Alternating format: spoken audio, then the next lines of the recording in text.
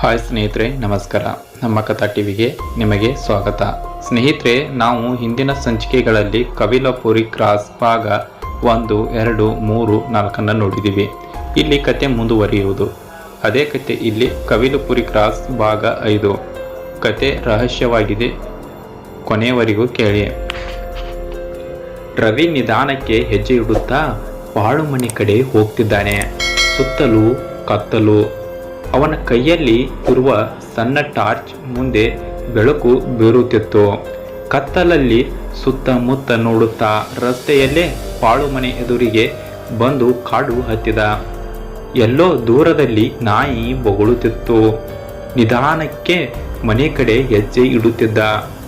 ಬಾಳುಮನೆಯಲ್ಲಿ ಏನೂ ಕಾಣುತ್ತಿರಲಿಲ್ಲ. ಅಷ್ಟರಲ್ಲೇ ಹಿಂದೆ ಏನೋ ಸದ್ದಾಯಿತು. ರವಿ ಒಮ್ಮೆಲೆ ತಿರುಗಿ ಟಾರ್ಚ್ ಬಿಟ್ಟು ನೋಡಿದ. ಅವನಿಗೆ ಆಶ್ಚರ್ಯ. ದಿನಕರ್, ನೀನು ಇಲ್ಲಿ ಅಂದ. ಹೌದು, ನಾನೇ. ನನಗೆ ನಿನ್ನ ಬುದ್ಧಿ ಗೊತ್ತಿಲ್ವಾ ಅಂದ ದಿನಕರ್. ಸುಮ್ಮನೆ ಮನೆ ಕಡೆ ನಡಿ, ಅಲ್ಲಿ ಹೋಗೋದು ಬೇಡ, ಏನೂ ಬೇಡ ಅಂದ. ರವಿಗೆ ಏನೋ ಹೇಳಬೇಕು ಗೊತ್ತಾಗಲಿಲ್ಲ. ಹೇಳದೆ ಕೇಳದೆ ಬೇರೆ ಬಂದಿದ್ದೆ. ಇನ್ನು ವಿಶ್ವನಾಥರಿಗೆ ವಿಷಯ ಗೊತ್ತಾದರೆ ಏನಾದರೂ ಅಂದ್ಕೊಂಡ್ರೆ ಕಷ್ಟ ಅಂತ ಹೇಳಿ ನಿಧಾನಕ್ಕೆ ವಾಪಸ್ ಹೊರಟ. ರವಿ, ನಿನಗೆ ಈ ದೆವ್ವ ಮೋಹಿನಿ ಮೇಲೆ ನಂಬಿಕೆ ಇಲ್ಲ ಅಲ್ವಾ? ಅದಕ್ಕೆ ಈ ಥರ ಆಡ್ತಾ ಅಂತ ದಿನಕರ್ ಬೈದ. ಹೇ ಹೋಗಲೋ, ಹಾಗೂ ಇಲ್ಲ ಹೀಗೂ ಇಲ್ಲ, ಸುಮ್ಮನೆ ಮನೆ ಕಡೆ ನಡಿ. ಅಪ್ಪನಿಗೆ ವಿಷಯ ಗೊತ್ತಾದ್ರೆ ಇನ್ನು ರಾಮಾಯಣ ಆಗುತ್ತೆ ನೋಡು ಅಂದ ದಿನಕರ್. 1-2 ದಿನ ಸುಮ್ಮನಿದ್ದು ಬಿಡು, ಮತ್ತೆ ಏನೋ ನೋಡೋಣ ಅಂತ ಹೇಳಿದ ದಿನಕರ್. ಸರಿ ಅಂತ ಇಬ್ರು ವಾಪಸ್ ನಡೆದುಕೊಂಡು ಮನೆ ಕಡೆ ಹೊರಡ್ತಾರೆ.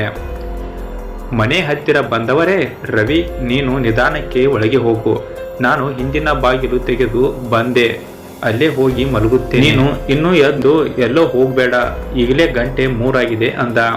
ರವಿ ನಿಧಾನಕ್ಕೆ ಎದುರು ಬಾಗಿಲು ತೆಗೆದು ಹೋಗಿ ಮಲಗಿದ. ದಿನಕರ್ ಹಿಂದೆ ಹೋದ. ರವಿಗೆ ಆದರೂ ಸಮಾಧಾನವೇ ಇರಲಿಲ್ಲ. ಛೇ, ದಿನಕರ್ ಬರದೇ ಇದ್ದಿದ್ರೆ ಏನೋ ಹೋಗಿ ನೋಡ್ಬೋದಿತ್ತು ಅಂತ ಅಂದ್ಕೊಳ್ಳುತ್ತಿದ್ದ.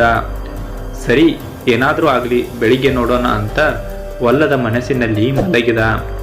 ಬೆಳಿಗ್ಗೆ 7 ಗಂಟೆ ದಿನಕರ್ ಬಂದು ರವಿಯನ್ನು ಎಬ್ಬಿಸಿದ.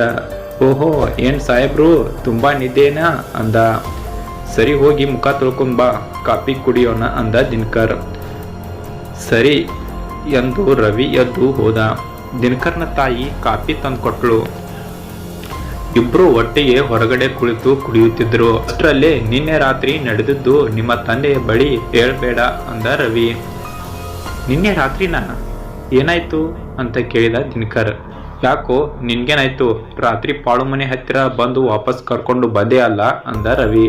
ಲೇ, ನಾನಾ ಯಾವಾಗಲೂ ಅಲ್ಲಿ ಬಂದೆ, ನೀನು ಯಾವಾಗಲೂ ರಾತ್ರಿ ಅಲ್ಲಿಗೆ ಹೋದೆ ಅಂದ ದಿನಕರ್. ನಾವು ಬೆಳಿಗ್ಗೆ ಹೋಗಿದ್ದು ಅಷ್ಟೇ, ನಿನ್ಗೆಲ್ಲೋ ರಾತ್ರಿ ಕನಸು ಬಿದ್ದಿರ್ಬೋದು ಅಂದ ದಿನಕರ್. ಹೇ, ನೀನು ಏನು ಹೇಳ್ತಾ ಇದೆಯಾ? ನೀನು ರಾತ್ರಿ ನನ್ನನ್ನು ಕರ್ಕೊಂಡು ಹೋಗೋಕ್ಕೆ ಬಂದಿಲ್ವಾ ಅಂತ ಕೇಳ್ತಾನೆ ರವಿ. ಹೇ ನೋಡಪ್ಪ, ರಾತ್ರಿ ಮಲಗಿದ್ದವನು ಬೆಳಿಗ್ಗೆ ಎದ್ದೇನು, ನಿನ್ಗೆಲ್ಲೋ ಭ್ರಮೆ ಅಂದ ದಿನಕರ್. ಇಲ್ಲ ದಿನಕರ್, ನಾನು ರಾತ್ರಿ ಎದ್ದು ಆ ಪಾಳು ಮನೆ ಹತ್ತಿರ ಏನಿದೆ ನೋಡೋಣ ಅಂತ ಹೊರಟಿದ್ದೆ. ಆ ಮನೆಯ ಹತ್ತಿರ ಹೋಗುವಷ್ಟರಲ್ಲೇ ನೀನು ಬಂದು ವಾಪಸ್ ಕರ್ಕೊಂಡು ಬಂದೆ ಅಂದ ರವಿ. ದಿನಕರ್ನಿಗೆ ತಲೆ ಕೆಟ್ಟೋಯ್ತು. ಅಯ್ಯೋ, ನಾನು ಬಂದಿಲ್ಲ ಮಾರಾಯ, ನೀನು ರಾತ್ರಿ ಹೋಗಿದ್ದು ಗೊತ್ತಿಲ್ಲ, ನೀನು ಹೇಳಿದ ಮೇಲೇ ಗೊತ್ತಾಗಿದ್ದು ಅಂದ. ವಾಟ್, ನೀನು ನಿಜ ಹೇಳ್ತಾ ಇದೀಯಾ ಅಂತ ರವಿ ಕೇಳ್ತಾನೆ. ನನಗೆ ಸುಳ್ಳು ಹೇಳಿ ಏನಾಗಬೇಕು? ಸರಿ, ಕರೆದುಕೊಂಡು ಬಂದೆ, ಮುಂದೆ ಏನಾಯ್ತು ಹೇಳು ಅಂದ ದಿನಕರ್.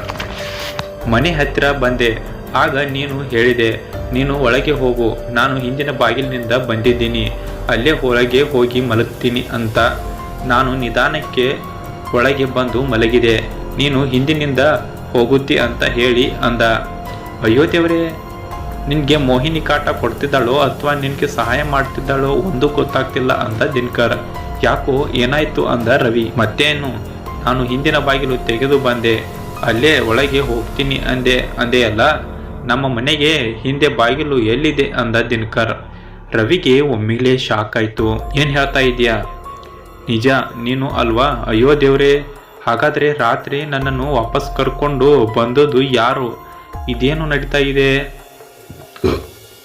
ರವಿ ತಲೆಯಲ್ಲಿ ಒಮ್ಮೆಲೆ ಸಾವಿರಾರು ಯೋಚನೆಗಳು ಹಾದು ಹೋಗುತ್ತಿದ್ದವು. ದಿನಕರ್ನು ಕೂಡ ಸೇರಿ. ಸ್ನೇಹಿತರೆ, ಕತೆ ಮುಂದೆ ಏನಾಯ್ತು ಅನ್ನೋದನ್ನ ಮತ್ತೆ ಮುಂದಿನ ಸಂಚಿಕೆಯಲ್ಲಿ ನೋಡೋಣ. ಅಲ್ಲಿವರೆಗೂ ಕಾಯ್ತಾ ಇರಿ. ಈ ಕಥೆಯ ಬಗ್ಗೆ ನಿಮ್ಮ ಅನಿಸಿಕೆನ ಕಮೆಂಟ್ ಮಾಡಿ. ಮತ್ತೆ ಯಾರು ಭಾಗ 1, 2, 3, 4 ನೋಡಿಲ್ವೋ, ನಾನು ಡಿಸ್ಕ್ರಿಪ್ಷನ್ ಬಾಕ್ಸಲ್ಲಿ ಆ ಎಲ್ಲ ಲಿಂಕ್ಗಳನ್ನು ಕೊಟ್ಟಿರ್ತೀನಿ. ಅಲ್ಲಿ ಹೋಗಿ ನೀವು ಕ್ಲಿಕ್ ಮಾಡ್ಕೊಂಡು ನೋಡ್ಬೋದು. ಕಥೆಯ ಬಗ್ಗೆ ನಿಮ್ಮ ಅನಿಸಿಕೆನ ಕಮೆಂಟ್ ಮಾಡೋದು ಮಾತ್ರ ಮರಿಬೇಡಿ. ಮತ್ತೆ ಮುಂದಿನ ಕಥೆಯಲ್ಲಿ ಸಿಗೋಣ. ಧನ್ಯವಾದಗಳು.